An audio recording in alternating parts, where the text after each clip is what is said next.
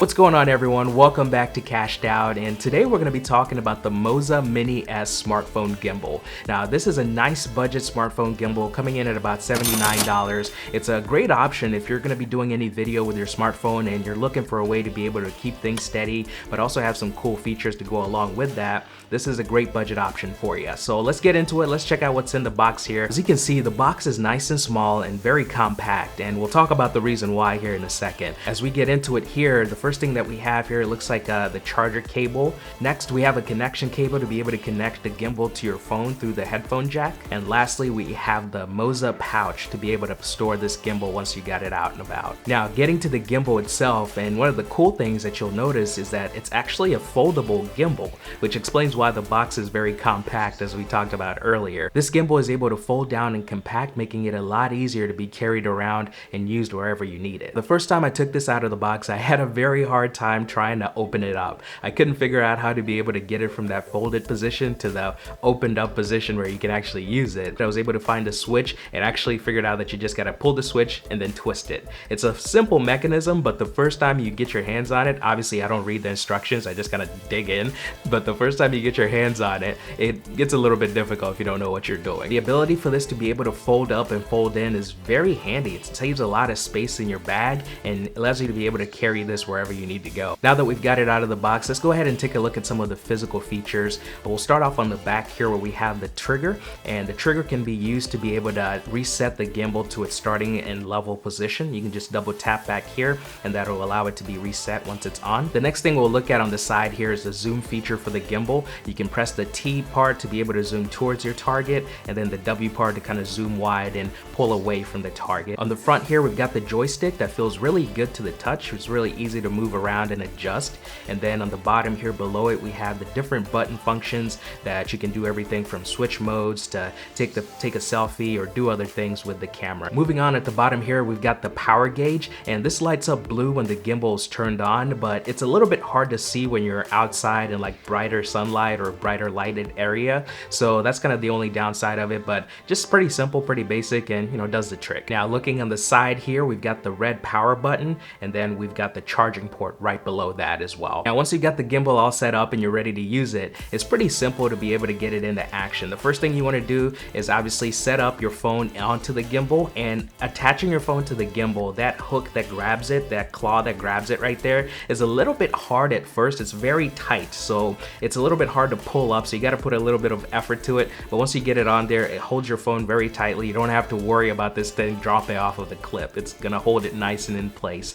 And once you put that on there, power on the gimbal. The gimbal is really cool because it auto balances as soon as you turn it on, so you don't have to worry about leveling it out yourself and getting it balanced. Once you power it on, you're good to go in terms of using the gimbal. Now the gimbal comes with its own app, the Moza Genie app, which works really well when you partner it up with this gimbal. Once you have the app downloaded and your gimbal powered on, you can actually locate your gimbal and connect it via Bluetooth through the app. That's a really cool feature. It's very easy to do, and you don't have to deal with cables and wires to actually get your phone connected. Within the app, there's several different things that you can do. You can play with the calibration of the gimbal. You can adjust some different camera settings through there as well. You can adjust the frame rate and resolution of the video that you're recording. You can select some different app functions, everything from video to photo, or even do time lapses, which is honestly one of my favorite functionalities with this gimbal. It does a quick and easy job of being able to get some time lapses. If your phone can record 4K, that also makes it a nicer and crisper footage. A couple key features that actually make this gimbal stand out from the rest of them.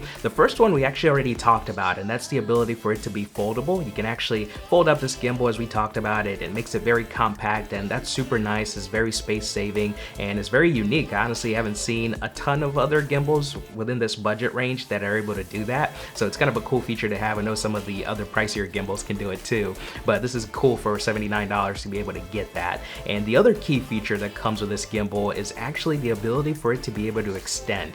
Now this gimbal, you can actually pull it up, not apart. You can actually pull it up and it'll be able to extend, so you can get kind of a higher point of view or a higher vantage point, and it's really neat. It's actually not something that I thought about when it came to a gimbal. That wasn't the first thing I would ever think about. I would think about it for a selfie stick. That's about it, but not for a gimbal. gimbal, but it actually comes in very handy if you are shorter, or if you just want to get a different perspective, you can stretch it out and get that higher angle, or if you're doing selfies or anything like that, it just makes it a little bit easier to do. So that's a cool key feature that I think adds some more value to this gimbal, because it's not something you think about every day, but it also comes in handy in some moments where you just need some higher level footage. Now when it comes to video smoothness, I've actually recorded a couple different clips here, and I'm going to show those to you. These are clips of panning with the gimbal from left to right, walking and panning, and then there's another clip on there of running. So check them out and get an idea of how this gimbal actually works with live footage.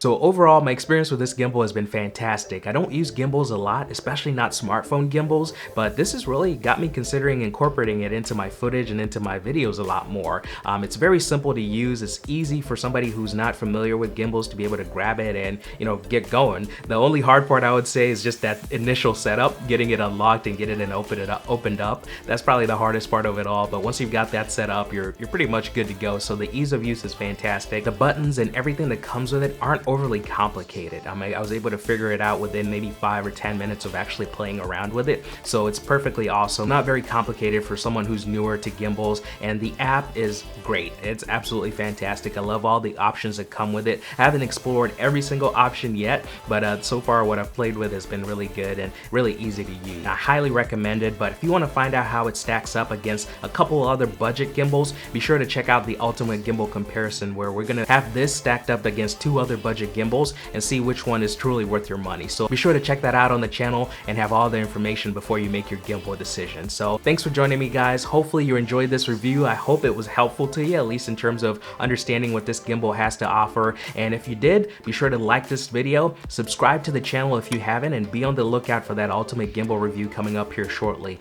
And I will see you next time right here on Cashed Out. Take it easy, guys.